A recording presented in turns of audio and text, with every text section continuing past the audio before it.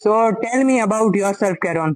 Well, Vishnoy, I have been here now about 7 or 8 years, I think, total, living here in Jodhpur, mostly near to Jaswantara Gati.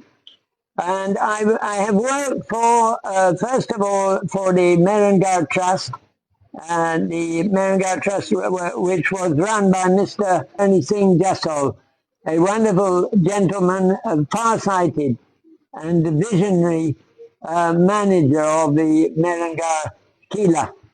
After that, I worked generally for the improvement of stepwells throughout the city to try to keep them beautiful, clean, and if possible, drain them and clean them has been the purpose of why I remain here in the city of Jodhpur.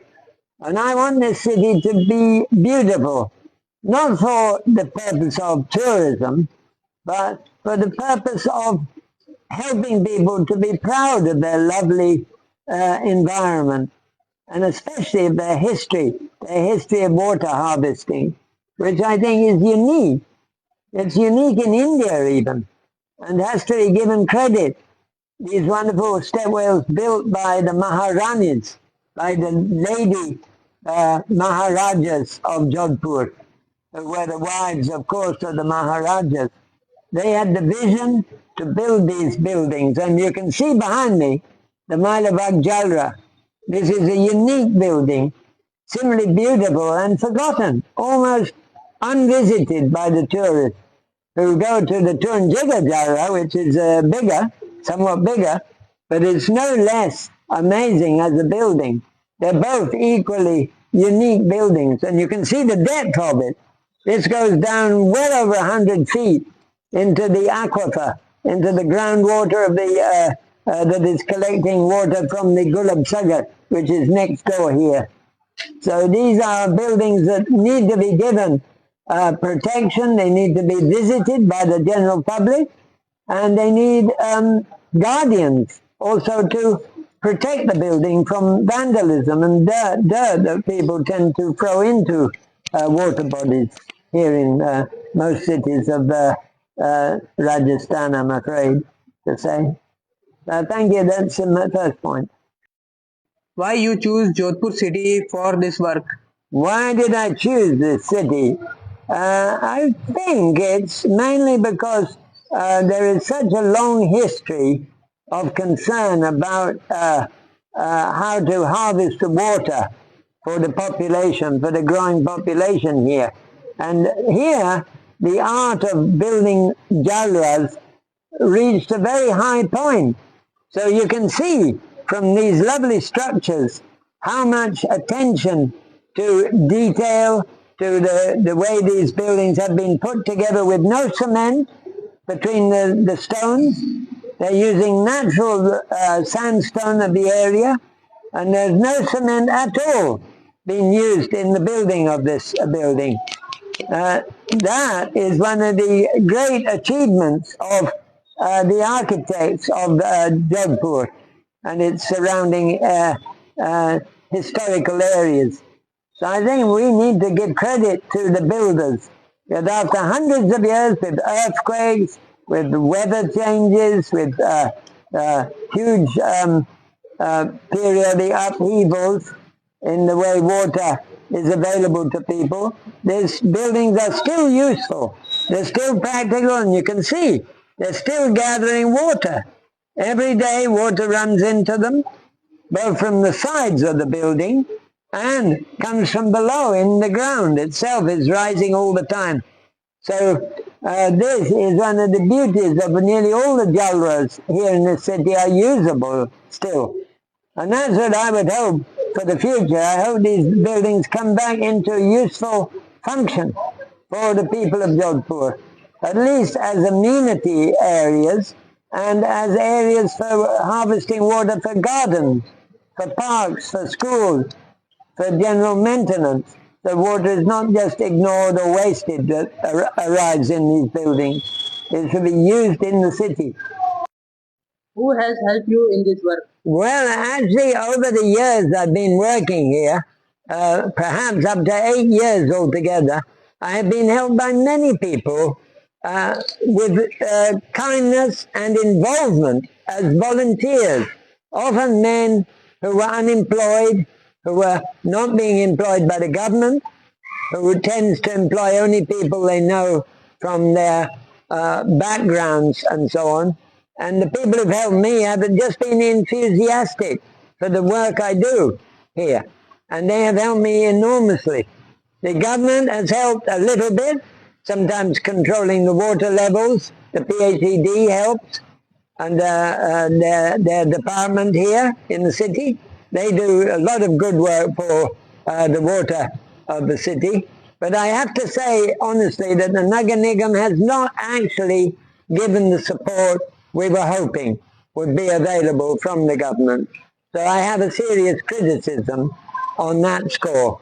That the government has not shown its involvement that needs to be shown.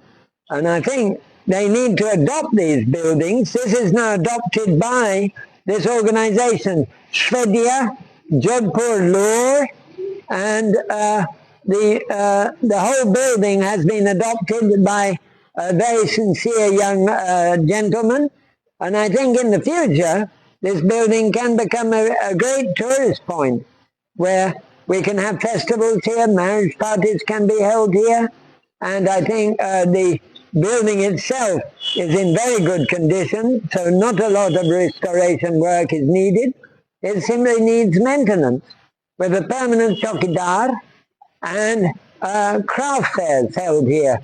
Craft fairs, the ladies of the city should be allowed to market their clothing on the stairs of this building, as they do in the present in the near the Gulab Sagar, near the clock tower, Jaswantada, and areas like that can be used more effectively, and the public should be allowed to visit these places in the process of the ladies marketing their clothing from these points. I think that would be a very good idea to make use of these buildings in a practical way. Thank you for letting me say. Does people cooperate with you? The people do cooperate, mainly. I think young people certainly are interested in what we're doing. They show a strong interest in the fact that we're trying to keep these places clean. And because many of the places, the jaras that we try to clean are actually vacant. They're sometimes closed by the general sort of danger that they pose to the public, of people falling in and drowning, or children having accidents in them. So mostly these places are not properly maintained or protected by any organizations. So they all need to come under an umbrella organization, which I wish the government would arrange and bring, and also with the cooperation of the Merengar Trust under Professor Tawar of the Kila. These places should be brought under a controlling organization and protected properly for the future asset that they are for the whole city. They should be drained first, cleaned, and brought back into good working condition as far as possible. Maybe not perhaps for drinking water point of view, but from an amenity point of view, they are essential for the future historical value they represent for Jodhpur. What does your family feel about your work? Well, my family, my daughter Tamarind and my son Luke, who live back in the UK, in Wales, in Liverpool. My son is in Liverpool. And my brothers, who they live in various parts of the UK. And one of them lives in France. He makes musical instruments. And my other brothers are mostly artisans and craftsmen, as I would be. Where I've been a teacher previously, I consider myself to be a craftsman, a ceramic craftsman by occupation previously. Now I'm an environmentalist, and I wish to involve myself with children to educate the young regarding water, the valuable necessity of water in our lives, and how we should treat it with much more imagination and respect than is at present being given to water. I want water to become a central component in young people's lives, so they can view it from the point of view that it should not be contaminated, it should not be polluted, it should not be spoiled for future use, it should be maintained as a precious and even priceless resource and given to the whole of the society in the condition it arrives in from the sky.